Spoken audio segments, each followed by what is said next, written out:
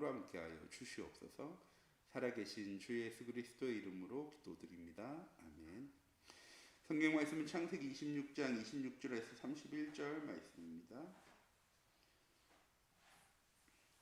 창세기 26장 26절에서 31절 말씀 한 목소리로 합독하도록 하겠습니다. 아비멜렉이 그 친구 아웃삭과 군대장관 비골과 더불어 그랄에서부터 이삭에게 온지라.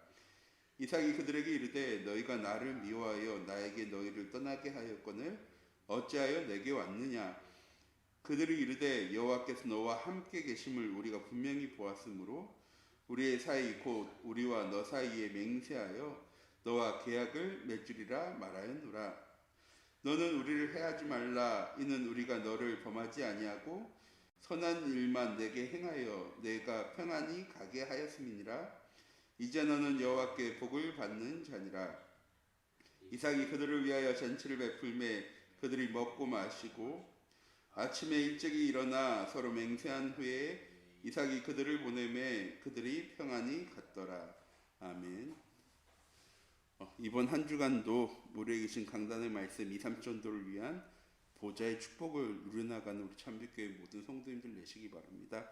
그래서 오예비 때 목사님께서 그럼 이 보좌의 축복을 어떻게 누릴 수 있느냐?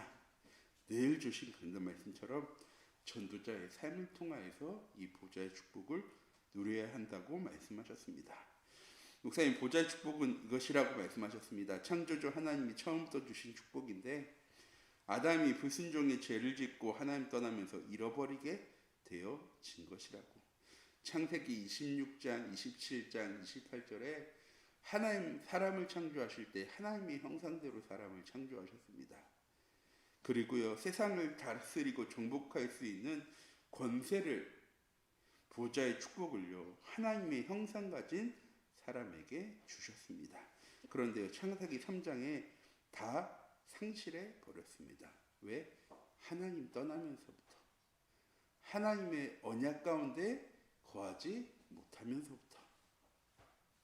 그러면서 우리의 삶은요, 로마서 3장 23절처럼 모든 사람이 이 하나님 떠난 창세기 3장의 죄를 범하게 되어지고 나 중심, 물질 중심, 성공 중심의 삶을 살아가기 시작합니다.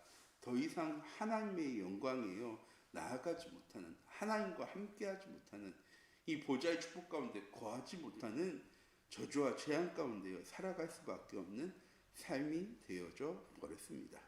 그런데요, 그 문제 속에서도 하나님은 바로 해답을 주셨습니다. 창세기 3장 15절, 이사야 6장 14절. 하나님께서 사람을 사랑하셔서 자기 독생자 예수 그리스도를 이 땅에 보내셨습니다. 왜? 다시 함께 하시기 위해서.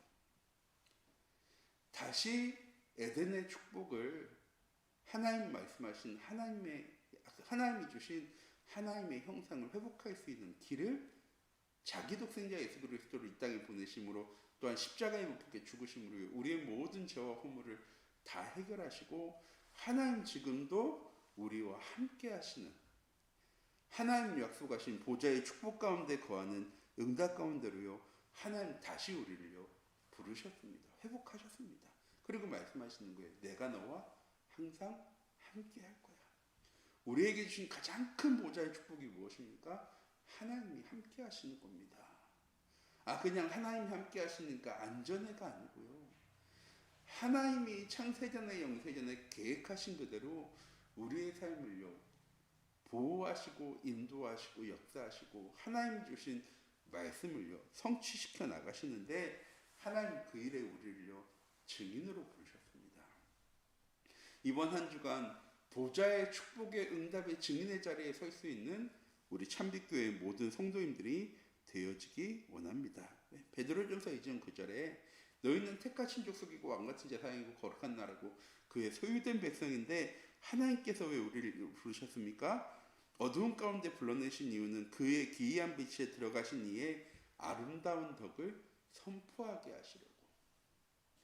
우리 참빛교회 모든 성도님들, 보좌의 축복을 내가 누리는 것으로 나는 끝난다고 생각하지만, 내가 이 보좌의 축복을 누려나가기 시작할 때 빛 대신 하나님께서 우리의 현장 가운데 함께 하시며 하나님의 일을, 하나님의 살아계심을, 하나님이 역사하심을요 우리의 현장 가운데 증거해 나가실 겁니다. 하나님 우리를요 이 일의 증인으로 부르셨습니다. 이 축복을 누리기 위해서 우리가 무엇해야 되는 거라고요? 전도자의 삶을 살아가야 하는 것입니다. 목사님들 얘기해요. 전도자의 삶이 무엇이냐? 강단의 말씀을 붙잡고 현장 속에서 하나님이 주신 말씀의 축복을 누리고 이 축복이 누리게 되어지면 하나님이 증거를 주시고 말씀 성취에 응답을 주시는데 이거를 증언해 나가는 것, 선포해 나가는 것, 전달하는 것이 전도자의 삶이다라고요 말씀하셨습니다. 복음 누리는 삶이 전도자의 삶입니다. 복음으로 시작할 수 있는 삶이 전도자의 삶입니다. 그래서 목사님께서 오후 예배 때 10분만 일찍 일어나서 매일 10분만 일찍 일어나서 이 강단 말씀을 묵상합시다 라고 목사님 얘기하셨어요.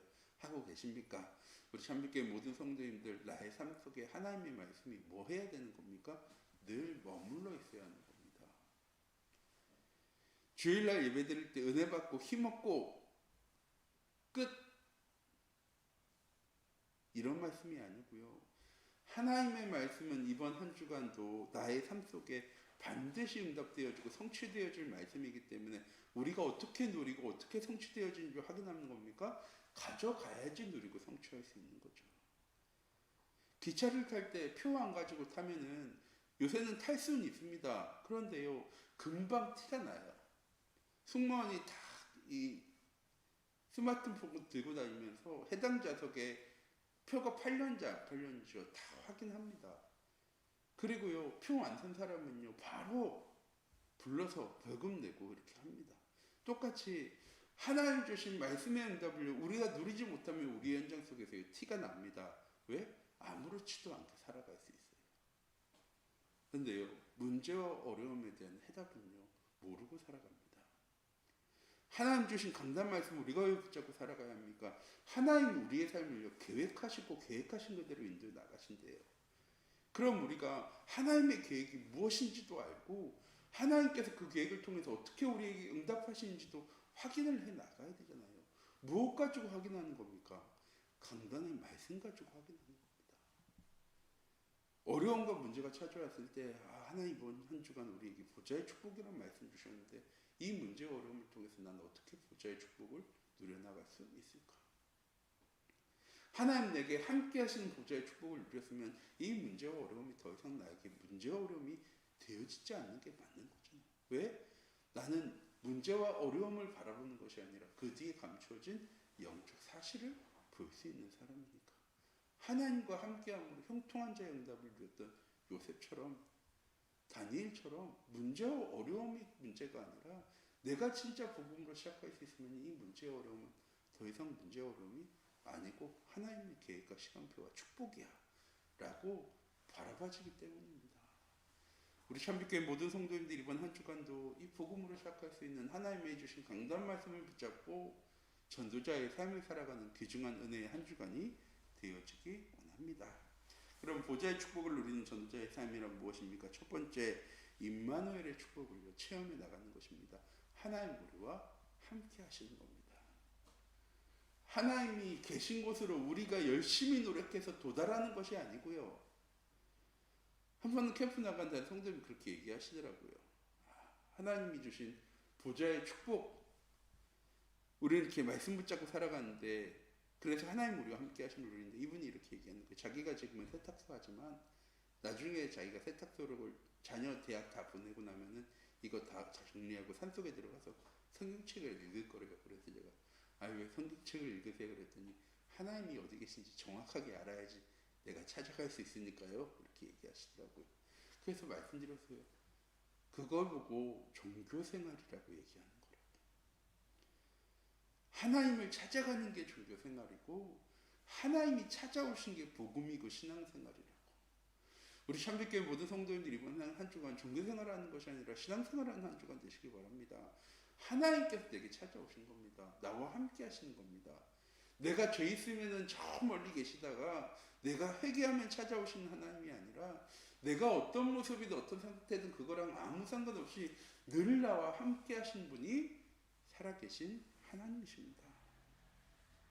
그 하나님이요 우리 인생의 모든 문제 해답되시고요. 그 하나님이 지금도 우리 하시면서 함께 하시면서 하나님이 우리에게 하신 말씀을 하나님 우리에게 하신 약속을요 하나님이요 하나하나 성취하고 이루어 나가시는 겁니다. 그 일에 하나님 우리를요 증인으로 부르셨어요. 무엇의 증인? 하나님과 함께함을 누리는 임마누엘의 증인으로 하나님 우리를 부르셨습니다. 또한 보좌의 축복인 하나님과 소통하게 되어집니다. 왜? 하나님 늘 우리와 함께 하시고 내가 그 사실을 알고 믿고 있으면 하나님이랑 당연히 소통이 되어지죠. 아까 말씀드렸죠. 문제와 어려움 찾아왔을 때 문제와 어려움을 딱 바라보면서 이를 통해 이루어질 하나님의 계획은 무엇일까? 생각하는 게 하나님과 영적으로 소통하는 겁니다. 이 문제와 어려움 속에서 내가 복음으로 시작해야 되겠다. 하나님과 소통하는 겁니다. 꼭 교회에 나와서 무릎 꿇고 기도하는 것이 하나님과 소통하는 것이 아니고요. 하나님이 주신 말씀 붙잡고 하나님과 동행하면서 문제와 어려움과 위기와 갈등과 시간표 속에서 하나님의 계획과 시간표와 하나님의 응답과 하나님 주신 강단의 말씀을 붙잡고 말씀의 응답을 누려나가는 것이요. 하나님과 소통하는 하나님입니다. 왜? 하나님은 늘 우리를 바라보고 계시거든요. 하나님의 모든 관심과 시선이 누구에게 있습니까? 나에게 있습니다. 내가 그 하나님을 바라보고 그 하나님의 말씀을 바라보는 것이요. 하나님과 영적으로 소통하는 삶이에요. 우리 참빛교회 모든 성도님들이요. 전지전능하신 창조주 하나님과 이번 한 주간도요. 매 순간순간 소통해 나가는 삶을 살아가는 귀중한 은혜의 한 주간이 되어주기 원합니다. 또한 전도자의 삶의 보좌의 축복인 하나님의 권능이요. 삶에요. 나타날 수밖에 없죠. 왜? 내가 늘 하나님과 함께하고 늘 하나님과 소통하는데 나를 통해서 하나님의 권능이 일어나는 것은요. 성경 말씀이에요. 당연하게 늘 있었던 이야기입니다. 오늘 말씀에도 이삭도 그렇잖아요. 이삭이 그레알 가서 한 게 뭔데요? 자기 부인 리브가 자기 누이라고 해서요. 자기 아버지 아브라함처럼 아비멜렉에요. 줘버렸다가 하나님께서 꿈을 통해서 아비멜렉에게요. 경고하신 후에 그냥 다시 가나안 땅으로 돌아온 것밖에 없습니다. 그런데요. 이 아비멜렉이 찾아왔어요. 아우삭과 비골과 함께. 우리가 네가 하나님과 함께 하시는 거 우리가 보았어. 우리 협정하자. 우리가 너한테 너 해치지 않고 범하지 않았으니까 너희도 나 해치지 마. 너는 하나님이 함께 하심을 누리는 축복 가운데 있는 사람이야. 하나님과 함께함을 누리며 하나님과 소통하는 사람은요. 하나님의 권능이요. 임할 수밖에 없고 증거 되어줄 수밖에 없습니다. 왜? 깜깜한 곳에 불 켜면 켜지는 게 당연한 거잖아요. 똑같이 우리가 하나님과 함께함을 누리는 임마누엘의 축복, 늘 하나님과 영적으로 소통하는 삶을 살아가면 하나님의 권능이 우리의 현장 가운데 임하는 것은요 당연한 겁니다. 필연적인 겁니다. 그게 우리에게요 절대적인 것입니다. 이번 한 주간도 보좌의 축복을 누리는 전도자의 삶을 살아가는 우리 참빛교회 모든 성도님들 되시기 바랍니다. 그럼 이렇게 전도자의 삶을 살아가려면 어떻게 합니까? 첫 번째, 말씀 안에서 하나님이 우리에게 주신 것을 바르게 알고 누려야 합니다. 하나님 우리와 함께 하신다고 말씀하셨잖아요. 왜 함께 하시는 겁니까? 우리가 하나님의 자녀이기 때문에, 하나님의 형상을 가진 사람이기 때문에. 또한 우리에게 시공간을 초월하는 영적인 생기를 하나님 우리에게 풀어넣어 주셨어요. 우리를 영적인 존재로 창조하셨습니다. 그래서 우리는요 세상의 서밋, 세상의 의사, 세상의 대사, 세상의 파수꾼처럼 노력해서 성공을 해서 얻어내는 삶을 살아가는 것이 아니고요. 영적 의사, 영적 파수꾼, 영적 대사, 영적 서밋으로 하나님 우리를 부르셨습니다. 무엇입니까? 하나님 주신 영적인 것을 가지고 세상을 정복하고 다스릴 수 있는 권세를요 하나님 우리에게 주셨습니다. 우리에게 하나님이 주신 것이 무엇인지를 바르게 알아야 우리가 237 전도할 수 있고요. 5천 정도 살려나갈 수 있는 겁니다. 더 정확하게는 우리가 무엇을 향해 살아가는 사람인지 우리의 인생의 목적지가 무엇인지를 정확하게 알아야 하나님이 나에게 주신 것이 무엇인지가 정확하게 보여지는 것입니다. 이번 한 주간도 나는 237 전도를 위한 삶을 살아가는 것입니다. 내 인생의 목적지는 237 전도입니다. 내가 그 응답 가운데 나아가기 때문에 하나님께서요 당연한 응답들과 축복들을 우리에게 주실 것입니다.